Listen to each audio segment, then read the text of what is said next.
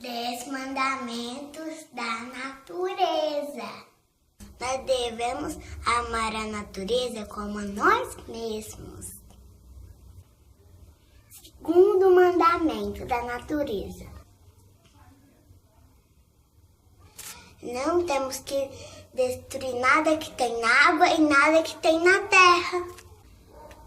O terceiro mandamento da natureza. Quando a gente arranca árvore, a gente tem que plantar.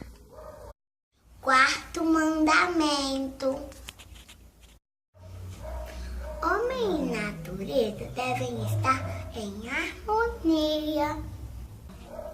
Quinto mandamento da natureza. Farás um dia para celebrar a natureza. Sexto mandamento da natureza.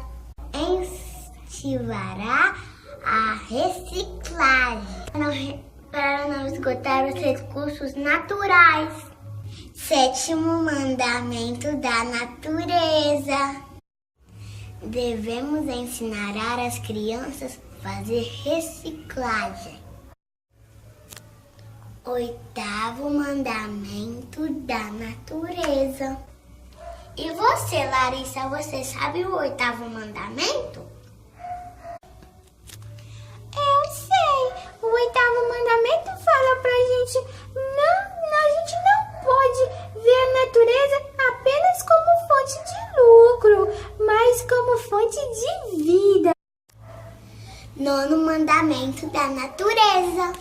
Devemos proteger a fauna e a flora. O 10º mandamento.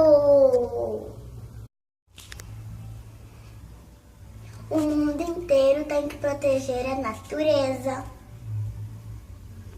Cada um tem que fazer a sua parte. Vamos usar energia limpa. Não devemos esgotar os recursos. Konnichiwa para o Japão.